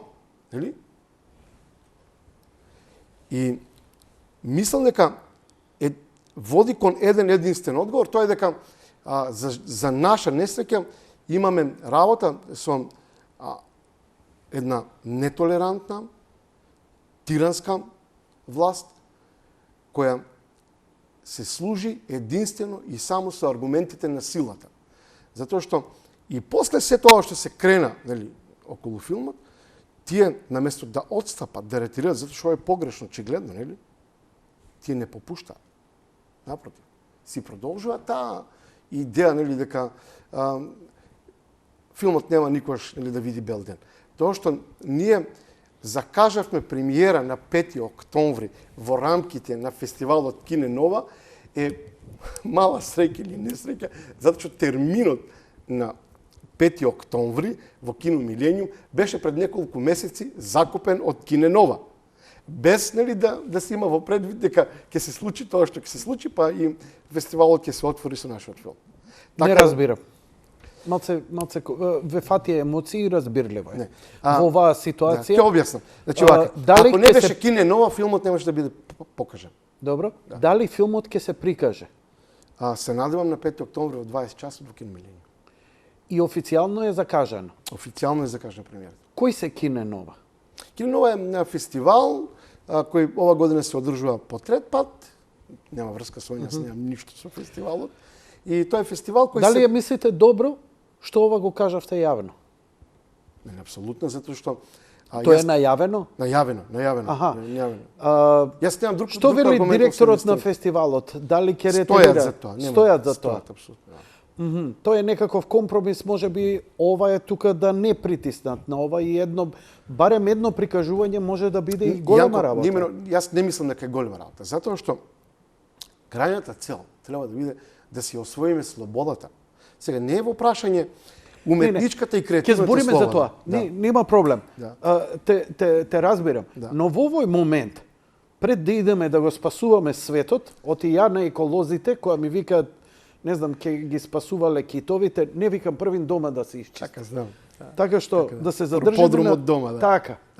Не можеш ти, а пред да исчистиш дома, валкано ти е, па ти имаш проблем некој внатрешен. Значи, ние првин у себе, па дома, па пред куќа, па ќе го исчистиме. Така, од раската во твоето око, па натаму. Христијански. Вака, има многу аспекти. Можеш ли да ми шпекулираш, бидејќи искажуваш тешки зборови и обвинувања? Не обвинувам, кажувам вистина. Дека имаме власти ваква и таква, тоа е твоја вистина. Не секој се имаме гледачи кои ја поддржуваат таа власт, нели? Јас немам ништо против власта, само кажам за состојбата. Не тоа. Зборам. Тешки се овие зборови, не дека те обвинувам заради тоа, него тежината на искажаното, поготово од режисер. Можеме ли да шпекулираме зошто они ова го прават што го оват? Знаеш мене што ми е асоциацијата? Мене нивната реакција, прости ми малце што ќе се мешам у штипките, од моево некој искуство што го имам медиумско, иако далеко сум од аналитичар, дека е повеќе панична реакција. Значи, самиот трейлер, пукање и така натаму, во ситуација кога има 30 септември, кога треба да им помине референдум, кога цела Европа е решена да го направи овој проект со Македонија, што ќе го направи. Ствари, ова е направено, ова само треба да се доигра, ова издрежирана игра, тоа е моје мислење. И панична реакција да не има некоја интернационална последица за ова, за она, сепак си режисер, многу земји се вклучени и да не си направат некаков проблем. Они, мислам дека немаат некоја јасна визија, дека сега ти можеш сигурно би... Не, Јанко, но мислам дека е повеќе панична реакција пред 30. Да филмов беше после референдум, ја мислам дека друга се... Но шпекулираме. Да. Еве, шпекулира и ти. Да. Нема да шпекулирам. Добро. Јас ќе се обидам да се повикам некаква емпирија, на моја не, нели, но на империјата на човештвото воопшто. Нели, таа идеја, нели, на руска, нели, за срекните семејства важи за општествата. Нели? Срекните општества се различни и во формата и во суштината. И Канада и Данска се слободни земји, нели? Но се разликуваат и формално и суштински, но се исти во слободата, така. Додека тираниите се исти во инструментите и средствата со кои се користат за да го воспостават тој систем на вредности. Нели? Која е разликата меѓу, не знам, меѓу хунтата во Португалија, Адолф Хитлер, Мусолини, Метаксакс во Грција, полковниците во Турција? Нема никаква разлика, нели? Да не сега збориме работи кои не се така. Кај е проблемот? Проблемот е, Јанко, во тоа што ние за жал имаме луѓе кои цело време ги обвинуваат другите за немање диалог, а тие не се подготвени на никаков диалог. Тоа се луѓе кои се исклучиви во тоа што се. И нивната позиција е позиција на сила, заплашување, притискање, и тие немат никакви други средства. Тоа е факт. Дали си моментално под заплашување, под притисок, закани? Лично не. Помина таа фаза, да бидам наискрен, помина таа фаза. Се чувствам слободно и лично безбедно, но не ни е слободно општеството. Значи, ако да се вратиме на практичното. Да. Извини. Да. Доволно кажа за широките погледи на цензура, на аспект на слобода. Не би идел веќе во разговорот таму, во интерес на да излечам што е можно повеќе. Дали разговаравте со некого конкретно од Филмскиот фонд, од Министерството за култура? Бидејќи доскоро му се заблагодарувавте пред прикажувањето, ви помогна Тозија според вашето пишување да се прикаже филмот и така натаму. И он мораше и го смени ставот сега за филмот и така натаму. Тозија беше запознат како филм се работи, што е темата и така натаму? Сигурно, апсолутно имал увид во се, тука нема дилема. Дали разговаравте со некои албанци околу целава работа, кои малце имаат повеќе сенс за култура и слично? Сум разговарал со многу луѓе и сите со огромен дел од тие кои сум разговарал се чувствуваат непријатно затоа што е апсурдно. Дали кога умни луѓе ќе се плеткат во апсурден проблем, што може да направат? Дали сметате дека сега не ретерираат затоа што веќе заглавија во калпа? Не, тие не ретерираат затоа што суштината на тие луѓе, на таа структура е таква самата по себе си. Нивната морфологија е таква, Јанко. Значи тие не можат инаку да функционира. То така функционира. Значи тие се служат, види Јанко, тие постојат само заради манифестација на сила и ништо повеќе. Нема ние како да го објасниме ова сега логично, затоа што ти ќе тргнеш од здравиот разум. За широко. Не би сакал, Јани. Ќе го гледаш интервјуто, направи една цела час по анатомија за суштината на говорот и на слободата. Ја нема да имам време да ги излечам практичните работи. Дали филмов ќе се прикажува на други фестивали или имаат сила и можности и механизми да го забранат? Немаат сила никаква и моќ надвор од Македонија, но тоа мене, Јанко, не ме прави горд. Не ми интересира. Извини што вака малце сум груб. Практично ми треба. Дали ќе се прикажува? Ќе се прикажува, се разбира. Добро. Што е планот? Сега веќе имаме 2 фестивала, во октомври имаме 3 фестивали на две различни страни на светот. Имаме уште еден фестивал во Канада, па еден фестивал во Кина, ноември продолжуваме еден фестивал во Германија, еден во Франција. Па нели овој филм, ако иде, ако е веќе номиниран, ако е веќе поканет, е доволен начин за борба токму? Не. Дека луѓе ќе реагираат, ќе разберат дека твојот филм... Не, ништо не значи тоа. Извини, многу и ти си вознемирен, не а ја качувам притисок. Јанко, амо види се, само вака, значи кога ќе отидеш ти у Кина и кога ќе добиеш награда и ќе излезеш, фала ви за наградата, мојот филм е забранет во мојата земја. И мислиш дека никого нема да допре овде? Не, сега ти мислиш дека ако во Грција актеркава излезе на интервју, дека рамнодушни овде ќе останат? Сега види вака сега. Може да кажеш една работа, извини. Ама дали ми го разбираш мене сенсот? Те го разбирам, но нема да се согласам. Зошто ќе ти кажам? Зашто ние не тргнавме да правиме проект. Во Македонија луѓето прават проекти. Нели во кој? Малку ставаш љубов, малку ЛГБТ, ние тргнавме да правиме, Јанко, филм во кој ќе се обидеме онака како што ние го разбираме светот околу нас, да му направиме една вивисекција и да го покажеме на сопствениот народ. Океј, забранет тие филмот тука. Ќе има едно прикажување. Ќе се прикажува по фестивали. И сакаш да ми кажеш дека ништо што ќе успее филмот нема да биде во склоп на твојата борба овдека да се ослободат работите? Не, затоа што нема да придонесе тоа ништо? Значи вака. Повлечи го во филмот. Зошто он да го носиш? Јанко, ќе придонесе, но се вака. Јас не негирам реакции. За жал, Јанко, за жал. Повторно се случува, нели, да и ќе се случи, тоа ќе биде многу грдо, кога ќе се кренат луѓе, нели, прво од Балканот, а потоа и пошироко, и кога ќе им го напикат во нос ова што сега го прават. Па нема подобра работа за борба на слобода.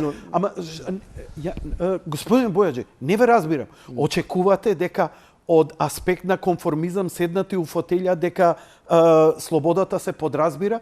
Таа некогаш имал. Па Америка е една од најслободните земји. Пред емисија ми зборевте за прогонот на вештици на Маккартни. Значи, Македонија поминува некои такви амплитуди во слобода и не. Како се бореле против тоа? Иделе пукал, кажете ми што е? Што е начинот на борбата? Ја Кјубрик никогаш не излегов да го чујам, или овој актеров, кажи го, Кирк. Дека искача и вика, ова земја е фашистичка, овдека нема слобода и така на. Како они се бореа како уметници против тоа? Со тоа што не отстапија ниту една јота, не една милја, една јота не отстапија, од тоа да нивните филми ги прикажуваат низ американските кина. Тие стасаат до таму да со филмот Спартакус, кој сега го спомна, го зборевме пред тоа, продуцентот и човекот кој игра главната улога Спартакус, Кирк Даглас, го натера тогашниот, пази, председател на Америка, Кенеди, да се крене од дома, да отиде во кино, да си купи билет и после тоа да зборува каков бил филмот. Веро, што би рекол младичот. Тоа значи дека сега на 5-ти министерот и премиерот треба да отидат и да го погледнат филмот. Ако не, барем на една приватна затворена проекција да го погледнат филмот. Не треба, затоа што треба да дојдат јавно. Значи, јас не патам од тоа, дури не сакам ни да ги сретам, ни да ги видам, нити имам потреба од тоа. Мене ништо не ми значат, не знам како ти кажам. Тие ќе заминат затоа што само еден министер, еден премиер, ќе има други премиери, фала Богу, други министри. Што ти е тогаш поентава? Поентата ми е слободата, Јанко. Ние сме во моментот дојдени до таму да бидеме реални, севака. Ако една одбрана група на 500-600 луѓе, нели, во момент има луѓе ми се уват и барат билети, може да продадат 10.000 билети. Но има само 600. Да, бидејќи ќе биде, сите знаат дека ќе има едно прикажување и тоа ќе биде, да ми простиш на изразов, малце да ти ја запрскам интервјуво, да не можеш да го прикажеш по други, гс преку глава ќе биде у кино. Кај ќе се прикаже у Милениум? Милениум. Значи 500 седишта, нема 500, 300. Има и повеќе. Има и повеќе, а? И уште состојање, но 600-700 души. Само да не оставиш да снимаме со мобилните, за да може да го ставиме на YouTube. Не, вака се. Но крајната цел, нели, е да станеме слободни луѓе. Значи, не е прашање дали јас ти ќе отидеме и ќе го гледаме. Има и линк, па ќе го гледаме тука и ќе се насладуваме нели на нашиот пркос. Не сме сега не е залогот кај Јан или кај Јанко. Пак ќе кажам, ги знаеш горе-долу голем дел од луѓето кои го правиле овој филм како творци. И тоа не се многу луѓе. Ако мислиш дека сме тргнале да го правиме овој филм за да се чепатиме по светот, не сме го правиле. Сме го правиле за себе си и сопствениот народ. Да, ама сегашнава ситуација ти не треба ништо посебно. Самиот чин на процесот, еве, окей, овде те затвориле. Нечени, цензура, што понатаму? Идеш, продолжуваш борбата. Така? Борбата или да очујуваме? Нема очујување, напротив, дозволи. Нема очујување и нема враќање назад. Во оваа земја ќе се врати слободата. И луѓето ќе можат слободно да излезат од дома, под мишка со девојка или сопруга, да отидат во кино, слободно гледа. Дозволи, само една секунда. Ама по трети пат го кажуваш истото. Морам да го кажам. Тогаш се уплеткувам, значи стално ме обвинува дека им се убацувам збор. Знаеш кога се убацувам? Бојаџи. Се убацувам кога се повторуваат речениците. Го кажа ова повеќе пати во емисија. Кажи ми, имаш ли поддршка од Еснафот, режисери? Кажи ми конкретни. Од еден. Не ќе ме спомнам имиња, нема потреба. Неќеш, добро. Сега, нели, нема потреба тоа. Иако јавна или тајна поддршка е? Од некој има јавна, нели? Добро. Од некој има и како се тајна поддршка. Но не е тоа најважно, Јанко. Јас мислам дека како не е најважно? Не. Како се, ама значи ми ја растураш целиот целиот концепт на идеја дека јавната моја работа, комуникацијата со гледачи не е важна. Ама немало слобода. И готово, сега еве да ќутам у знак на протест. Напротив, ја продолжувам. Еве и тоа зборам. Не знам, не можам да ти го разберам, Јани, сенсот. Добро. Дебатираш, нема слобода, нема демократија, нема слобода на говор, луѓето не им е дозволено. Што е онда решение по тебе? Ја ти викам, еве прикажување на фестивал, не е тоа битно. Еве да го даеме, не те разбирам, опонираш цело време, викаш не е важно. Што е важно? Што сакаш да се направи? Ама не, тоа сакам да го излечам, да го чуем од тебе. Оти повторуваш стално слободата со, окей, го излечам. Ке ти кажам. Во Пекинг овој филм ќе го видат можеби 2.500 луѓе, така. Но што му значи тоа на некој 500 Битола, на некој Јанко од Струмица? Му значи кој ќе прочита што е наградата, кој ќе го боцне министерот, слушај у Пекинг овие се потресле. Јанко, но ние нема ни да дојдеме до можност да се промениме себе си, ако не видим и да го направиме светот подобар, ако не видиме како тој подобар свет изгледа. Уметноста има шанси. Многу широко ми збориш. Не е широко. Не ја веќе, значи, уметничкиот дел од разговор, Јани, не молам. Не, го завршивме во првиот саат. Вториот саат практично. Кажи ми што ти мислиш практично да постигнеш и да реагираш и да прави. Знам дека си под притисок. Не сум под притисок, Јанко. Ти ги разбирам, ги кажа сите општи флоскули за слободата, егалите и така натаму од Француска револуција нема. Све тоа знаеме, Јани, во рете. Што понатаму? Еве, видиш, пак го омаловажуваш тоа по фестивалите, дека нема да помогне, нема. Што ќе помогне тогаш за слободата? Значи вака, ќе помогне ако се направи општествен притисок и тие кои се одговорни, а тоа е министерот, неговиот советник и владата, да воспостават слобода. Тоа значи секој, извини, само да довршам. Министер да воспостави. Дали си ја слушаш реченицата? Не си ја слушам. Извини, кој министер? Одговорност. О, господи, Јани, абе од кај си дојден? Извини бе. Абе јас сум 20 години се занимавам со ова, ти 2 години се занимаваш со политика. Од каде ти? Не, извини. Не те пуштам да се доискажеш, човек. Ти слободата кој бараме тоа од нив. Океј, кажи ми еден пример како уметник. Кој слобода, кој премиер, кој министер каде донел слобода? Добро. Или тоа го направиле уметниците, го направил народот со гласањето, го направиле тие што можат да во општеството да ја направат променат. Ти очекуваш дека од овдека ќе му порачаш на министерот и он ќе рече, слушај, пуштај све. Тама работа, мисля дека само уште повеќе ќе го зголемат притисокот. Тука нема дилема што ќе направат. Знам како функционираат, нели, таа нотропија нивна. Но сакам кажа следното. но тие имаат реално контрола над центрите за култура во внатрешноста на државата, каде што може да се прикажува кино. Би ќе тврсам конкретно да чујам. Значи, Така. тие имаат контрола, затоа што тоа се национални државни установи. Понатаму. Тие имаат контрола врз стопанството, тие имаат контрола и тие можат да влијат дури и врз приватната иницијатива, бидејќи тоа е реалност, нели, да се воспостави ред. Немам дилема дека тие може да направат.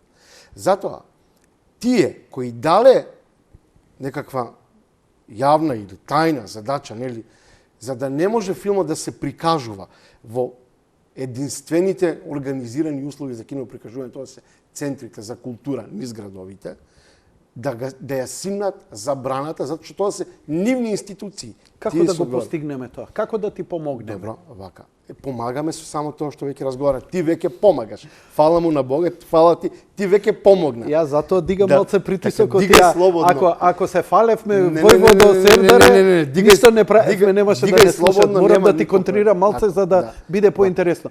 Значи, кој може да направи притисок? Еве, Значи, тоа е една Митревски од Америка со неговата отворена поддршка и писмото кое јавно се Фала му објави да е жив и и здрав. се сврте е голем притисок. Сепак е авторитет. сериозен, така. Сериозен Апсолутно, авторитет, немам не е дилема. било кој. Немам дилема. Тој човек го критикуваше и претходниот систем, значи не можеме да го Немам дилема. перцепираме него како партиски или припадник на една или друга страна. Воопшто види Јанко, и претходниот систем не бил нешто многу како се Совршен, кажа, далеку од совршен. тоа. Ајде, се да не и не сакам нели воопшто ни да навлегувам на тоа, затоа што немам ништо ни со претходниот ни со овој систем, не ме интересира воопшто тие работи. Значи, тоа е на првата работа е мора да се побара одговорност, нели, од тие кои се одговорни, ја кажеме кои се одговорни, да ги ослободат центрите за култура од притисокот и да се прикажува филмот во сите центри за култура. Се разбира комерцијално, нели? Внимавај, комерцијално. И морат да направат атмосфера со која мултинационална компанија, која во Македонија има франшиза за мултиплекс кина, да се ослободи да се ослободи од стравот дека нешто ќе се случи на таа компанија доколку го прикажува тој филм. Тоа зборува лошо за нив и за состојбата во која ние се наоѓаме, Јанко. И мислам дека треба да бидат сериозни и да разберат, нели, за што станува збор. И тоа е втората работа. И третата работа, овој филм и целата евентуална предпоставена заработка во износ од 50% е собственост на државата Република Македонија. Јас имам склучено договор со Агенцијата за филм, сите заработени средства комерцијални врз основа на продажба на слика и звук од овој филм да ги делам со државата Република Македонија. А она да си поврати средствата вложени. Така е за нели да се Значи имаат и општествена одговорност Не према само народот, тоа, Јанко. чии пари се дадени Така е. да направат и Значи, поврат во по договорот. Во моментот, тие кои го попречуваат прикажувањето на овој филм во државата, нанесуваат штета на буџетот на Република Македонија. Агенцијата за филм е одговорна да поднесе адекватни пријави кон секого кој го попречува, нели, остварувањето на буџетот на државата. И ова се сериозни работи, кои сега може, нели, ајде, ќе поминат затоа што имат контрола ваму таму. Но ова не смее, нели, да се гледа така едноставно, затоа што мора да се има одговорност кога во моментот кога тие некого повикуваат на одговорност, а се безодговорни. На крајот на криштата, со тоа што ние овој филм не може да го прикажуваме, тие нема да можат да земат плата, бидејќи од истиот тој буџет, тој министер, тој премиер и тој специјален советник земат плата. И треба да се однесуваат сериозно и кон себе си, нели? А гледам дека сакат да се расфрлат со доблести, општество, семејство, грижа за другите.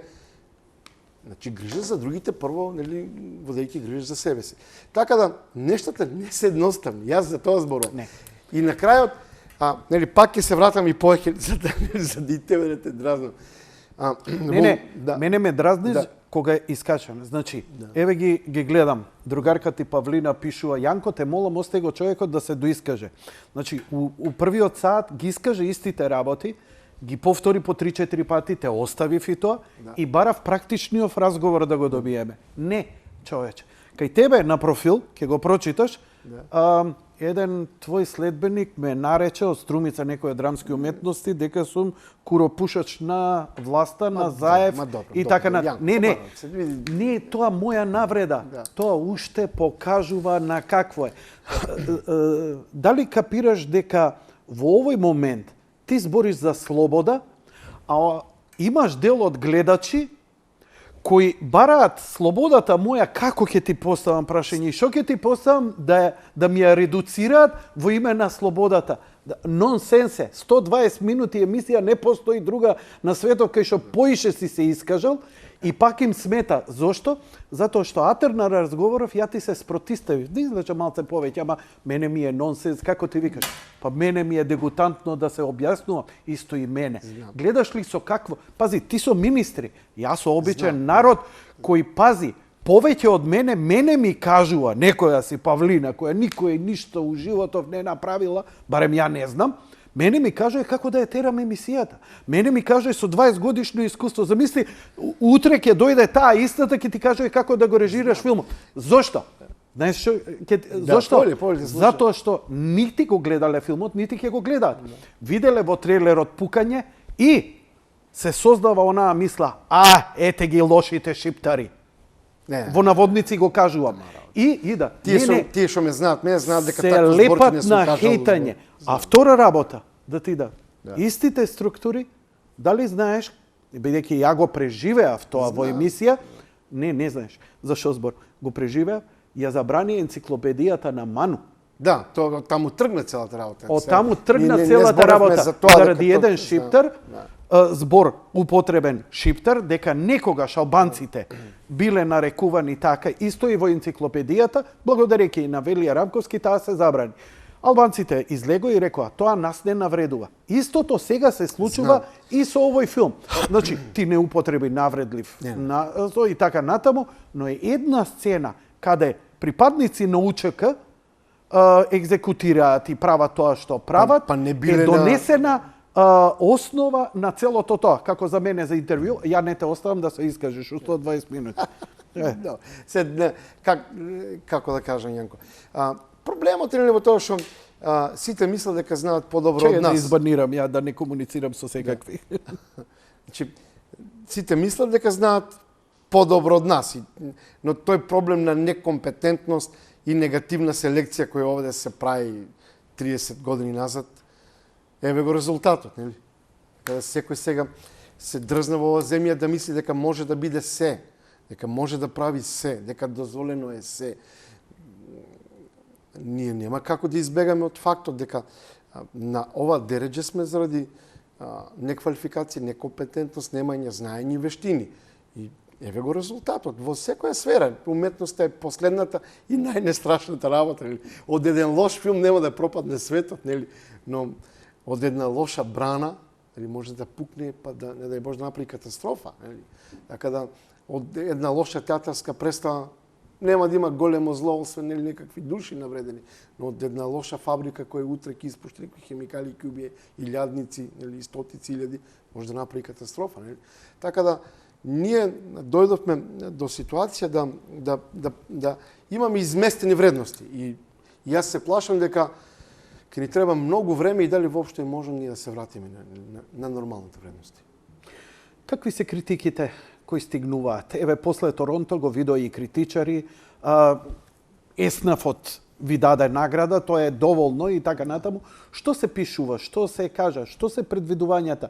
Го чувствуваат ли дека овој филм кажува некоја добра приказна, како на времето, например, што толку ги фасцинираше, иако беше во областа на научната фантастика, Пред дождот, убав филм кој нема врска со реалноста, ама, ете, помина добро. Како да кажам, Јанко, јас се увидам да ми искрен и да кажам, и ќе кажам дека тој филм, нели, Before the Rain, за кој секој има право да суди, бидејќи толку, нели, гледан, толку е пристан нашите животи, на сите нас ни има направена огромна услуга, покрај тој филм лесно не препознаваат секаде во светот. И тоа е една голема придобивка од тој филм и мораме да ја признаеме. Тоа е најголемата. Мораме да ја признаеме и не препознаваат подобро. И тоа мора да го признаеме и навторот на крајот. Криштите да му кажеме едно фало. И јас тоа го почитувам многу и се држам до тоа, затоа што тоа е суров факт. Сум го почувствувал многу пати на себе си. Но на ова нашиот филм Mocking of Christ, Ругање со Христос, е различен во суштински, затоа што се бави со вивисекција на екзистенцијални проблеми, на проблеми кои значат реален живот, не замислен, или ти го нарече Before the Rain, малку или научно и фантастичен. Кај нас овој филм Ја малце се наводници, се јадам бурек. Ова е јадим бурек, ова не е емисија за теза теорија на филмската уметност и слободата на говорот. Нека ми да зборам така, гледаш, воопшто не икам да зборам така. Не икам да зборам од позиција на учен човек, тоа е безсмислено. Те молам, а не твој избор. Нема врска. Но нашиот филм се бави со суровост. И таа суровост ја препознаа дури низ трейлерот. И јас како автор и моите најблиски соработници инсистиравме колку што е возможно на филм таа суровост да биде поблиска до реалноста, до реалната суровост. На крајот на криштата ние во еден момент бевме и подготвени на некакви реакции, уште додека се подготвуваш, го пишувавме сценариото Јанко. И бевме свесни дека ќе предизвикаме некакви реакции, но не вакви, да бидам наискрен. Не ми пагало на крај памет, ниту сум сакал да ми се случи. Да навредувате некој. Не, тама работа. И ние албанци ви глуме у филмот, ајде, добро. Но не е важно. И ние затоа одбравме 4 настани, а 3 ги има филмот, еден отпадна на монтажа, кои реално се случиле. Тоа е убиство на дете кој игра кошарка во Тетел. Пред да почне судирот 2001 година, има човек осуден и лежеше во затвор, го ослободија пред неколку недели, го амнестира тој човек. Тоа е факт. Вториот случај е така наречените мавровски работници.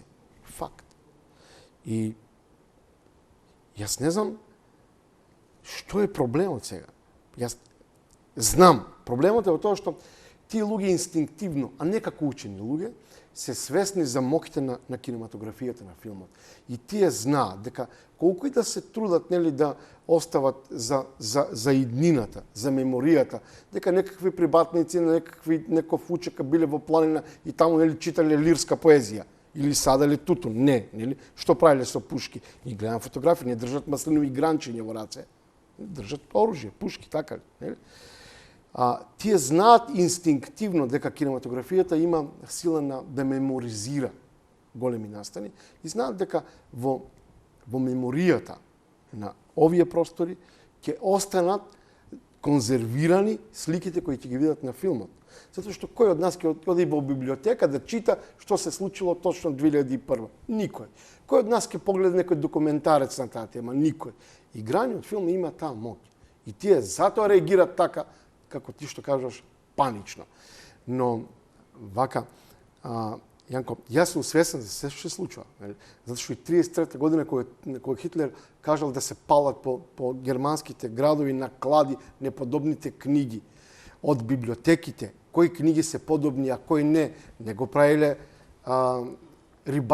продавачите на риби на пазарот во Бремен, го правиле академици, универзитетски професори и студенти. Тие ги селектирале кои се подобни, а кои неподобни. И така и овој момент ја знам нели дека ти имат поддршка дури од академијата, кој е одвратно, Јанко, нели? Но е нормално. Значи ништо ново не се ни за среќа не ни се случува ништо што веќе не се случило. И ако има начин како ние да се избориме сега за некаква слобода, единствениот начин да ги демистифицираме, да ги разобличиме, да ги направиме смешни, нели? Не знам, наместо Хитлер да облечеме костим на Чарли Чаплин од големиот диктатор, па да им се подсмеаваме на тој начин, нели? Дека мене посимпатичен ми е Шарло, нели, Чарли, отколку нели известниот Адолф. И сите ние треба да се послужиме со тие алатки, со тие средства, да им се подсмеваме, не знам како да кажам, нели, и затоа што сите насилници се плашат од тоа да им кажеш дека пиштолот им е, дека не убива, дека им е фейк, нели. Така да секој од нас ќе направи добро ако на тој начин се однесе кон нив и на крајот на криштата ако не им се плаши, да бидеме похрабри. Се чувствуваше вечерва слободен? Јас слободен сум роден, слободно живеам и Дали во емисијава се чувствуваше слободен да се искажеш баш онака како што планираше и дали кажа се што планираш? Вака, Не ми треба ласкање. не ласкање, Јанко, како беше тоа, ако сакаш да го насмееш Господ, кажи му за твоите планови. Така да не дојдов со планови затоа што знам нели дека како ќе завршам, нели ќе ми се смее тој што ги прави плановите и затоа не дојдов со планови кај тебе, ама знам нели... Ај уште да парафразирам. Дали се чувствуваш дека убаво и слободно се искаже вечерва? Во овој момент се случувам прекрасно како еден човек кој нели доживел некој катарзис на крајот, нели не само физички, Ти ја почувствував, ти ги почувствував емоциите и ти благодарам за тоа, затоа што како се вика, знам дека нема да имам често таква прилика. Ќе имаш. Чим си ми влезен у фамилија, пријатно се шегувам.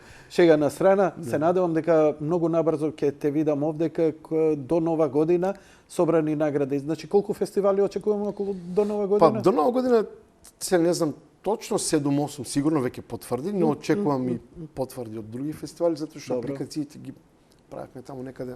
Ајде информираме. Facebook Златен, тука е за комуникација. Нема дилема, како се вика, ќе информираме јавноста, што правиме, каде одиме и така натаму и така натаму. Значи најгусто ќе биде на 5 октомври, тоа е дефинитивно. Па јас не би сакал да биде густо, Јанко. Би сакал мислам густо во смисла многу народ ќе дојде затоа што значи види контраверзата предизвикува интерес. Интересот има навалница. Да, знам, но сега ние пракшно сме соочени со апсурдот, нели? Да имаме интерес, да немаме каде да го покажеме филмот. Значи тоа е сега нели апсурд. Но апсурд кој ни е подготвен од тие кои го контролира тој систем, нели? И против кој јас нели се обидов нели вечерва нели да побарам нели да разобличување и помош кај тебе да нели настал тоа да се разобличи, но ќе бидам најсреќен ако ни се оствари тој амбициозен план. На 5 премиера во Скопје и веднаш премиери во градовите низ Републиката со присуство на актери и дел од уметничката екипа. Би сакал на 8 веќе да имаме премиера во Штип. На 9 Уште едно прашање? Да. Манаки? Не, бевме одбиени на Манаки. Добро. Фала ти многу за гостувањето. Ти посакувам успех и се надевам повторно дека ќе разговараме малку повеќе за уметност. Ти благодарам, да си жив и здрав. Тоа беше се за вечера. Благодарам за вашето внимание. Лека ноќ и пријатно.